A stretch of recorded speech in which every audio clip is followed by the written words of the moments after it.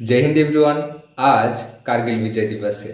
ठीक आज ही के दिन 1999 में हमारे देश के वीर योद्धाओं ने हमारे भारत माता की रक्षा के लिए सीमा पर दुश्मनों से जमकर लोहा लिया था। हमारे वीर जवानों ने न सिर्फ दुश्मनों के छक्के छुड़ाए बल्कि हमारे भारत माता की ओर उंगली उठाने वालों को जड़ से उखाड़ के फेंक दिया था। तो एक सच्चा भारतीय होने के नाते यह हमारा कर्तव्य बनता है कि हम इन जाबाज पराक्रमी योद्धाओं के बारे में जानें और सभी को बताएं।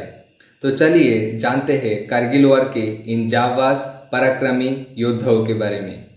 ग्रेनेडियर योगेंद्र सिंह यादव को सिर्फ 19 साल की उम्र में परमवीर चक्र मिला। उन्हें कारगिल युद्ध में टाइगर हिल पर दुश्मनों के 3 अहम बंकरों को कब्जा करने का जिम्मेदारी सौंपा गया था। प्लानिंग ये था कि 18,000 फीट के टाइगर हिल के उस हिस्से से चढ़ाई करना था जिसके बारे में दुश्मन सोच भी ना सके। इसके बाद योगेंद्र सिंह ने मोर्चा संभाला और चढ़ाई करने लगे। जैसे ही वो टारगेट के पास पहुंचे तभी दुश्मनों के तकरीबन 70 जवानों ने उन लोगों पे फायरिंग करना शुरू कर दिया। इस फायरिंग में योगेंद्र सिंह के बहुत सारे साथी घायल हो गए थे और योगेंद्र सिंह को भी 3 गोलियां लगी थी और उनका एक हाथ भी टूट गया था। इस टूटे हुए हाथ को उन्होंने बेल्ट के सहारे बांधा और ग्रेनेड से दुश्मन का एक भंकर उड़ा दिया और दूसरे भंकर पे छलांग लगाकर उन्होंने 4 पाकिस्तानियों को अकेले ही मार डाला। ऐसे ही उन्होंने अपने वीरता का परिचय देते हुए अपनी जान की परवाह ना करते हुए देश के लिए अपना सर्वोत्तम प्रयास किया और टाइगर हिल पे विजय प्राप्त किया। इस वीरता के लिए ही उन्हें परमवीर चक्र नवाजा गया। नमस्कार दोस्तों, हमारे अगले जो वीर है वे अपने दुश्मनों में शेरशाह नाम से जाना जाता है। जी हाँ, भारत के उस वीर सुपुत्र का नाम है कैप्टन विक्रम बत्रा। 1996 में विक्रम बत्रा को आर्मी के सिलेक्शन के लिए इंडियन मिलिट्री एकेडमी देहरादून में बुलाया गया और उसके बाद ट्रेनिंग के लिए IIM में चले गए और फिर 6 दिसंबर 1997 ट्रेनिंग पूरे होने के बाद उनको जम्मू के सुपुर नामक स्थान पर आर्मी के 13वां जम्मू कश्मीर राइफल में लेफ्टिनेंट घोषित किया गया। कैप्टन विक्रम बत्रा महज 18 महीने नौकरी करने के बाद 1999 को कारगिल में जाना पड़ा और इस दौरान वे सबसे बहादुर साबित हुए। पहले तो वो हमफोर नकीरा में झंडा फहराया था और एक के बाद एक सफलता के बाद उनको लेफ्टिनेंट से कैप्टन पर प्रमोट कर दिया गया और इसके बाद आगे बढ़ते हुए उन्हें श्रीनगर लेह मार्ग के ठीक ऊपर पॉइंट 510 को कैप्चर करने का ऑर्डर मिला था। हालांकि ये चैलेंज बिल्कुल आसान नहीं था, लेकिन विक्रम बत्रा बहादुरी के साथ पॉइंट 510 को जीता था और जीतने के बाद जब उनसे प्रतिक्रिया लिया गया तब उन्होंने बोला कि ये दिल मांगे मोर। और फिर महत्वपूर्ण पॉइंट 510 में जीत हासिल करने के बाद पॉइंट 4875 को जीतने जाना था और इसके बागडोर भी विक्रम बत्रा जी ने बहुत अच्छे से निभाया। उस सेक्टर पे जब वो आए तब पाक सेना ने अंधाधुंध गोली चलाना शुरू कर दिया था।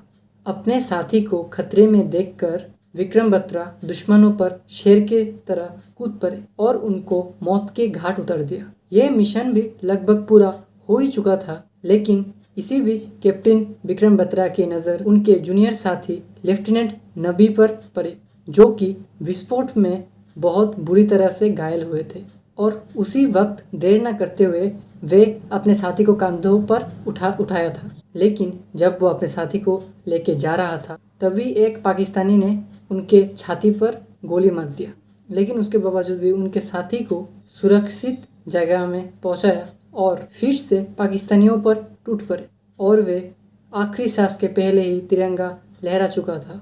अभी मैं इस मौके पर एक फेमस कोट बोलना चाहता हूँ। I will come back after rising the Indian flag in victory और रिटर्न रैप्ड इन इट। और कारगिल के बाद अदम्य साहस के लिए उनको 15 अगस्त 1999 में भारत के सबसे हाईएस्ट अवार्ड परमवीर चक्र से नवाजा गया। 3 मई 1999 को कारगिल युद्ध की शुरुआत हुई थी। तभी कैप्टन मनोज कुमार पांडे की टुकड़ी कुछ ही समय पहले सियाचिन से वापस आई थी। सियाचिन से वापस आने के बाद उन्होंने छुट्टी ना लेकर कारगिल पर जाने की अपनी इच्छा जाहिर की और वो पहले ऑफिसर थे जिन्होंने अपने इच्छा से कारगिल में जाने की अपनी बात रखी। इस युद्ध में उन्हें खालूबार को फतेह करने की जिम्मेदारी सौंपी गई थी। 2 से 3 जुलाई को कैप्टन मनोज कुमार पांडे की पलटन खालूबार को फतेह करने के लिए चली गई थी। उन्होंने खालूबार में तिरंगा लहराया था और उसी समय वो पूरी तरह से घायल हो गए थे और भारत माता की रक्षा के लिए उन्होंने अपनी सर्वोत्तम प्रयास किया और उनके इसी बहादुरी के वजह से उन्हें परमवीर चक्र नवाजा गया था। हमारे अगले पराक्रमी वीर योद्धा है सूबेदार संजय कुमार। सूबेदार संजय कुमार जब आर्मी में शामिल हुए थे तब उन्हें 13th Jammu and Kashmir rifles में शामिल किया गया था। कारगिल वॉर में 13th Jammu and Kashmir rifles को .5140 कैप्चर करने का टास्क मिला था।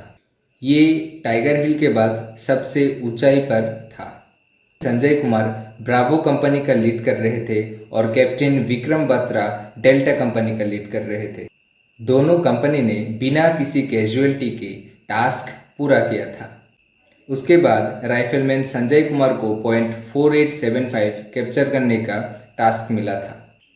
उनका टास्क पीछे आती हुई अपनी कंपनी के लिए रास्ता बनाना था, लेकिन दुश्मनों को इंडियन आर्मी की आने की भनक लग गई थी और दुश्मनों ने हमारे इंडियन आर्मी के सोल्जर्स पर अंधाधुंध फायरिंग शुरू कर दिया था। दुश्मनों के फायरिंग से बुरी तरह घायल होने के बाद भी राइफलमैन संजय कुमार ने अपने अदम्य साहस और वीरता का परिचय देते हुए ये मिशन कंप्लीट किया था और .4875 में भारत का तिरंगा लहराया था। इस वीरता और पराक्रम के लिए राइफलमैन संजय कुमार को परमवीर चक्र से नवाजा गया था।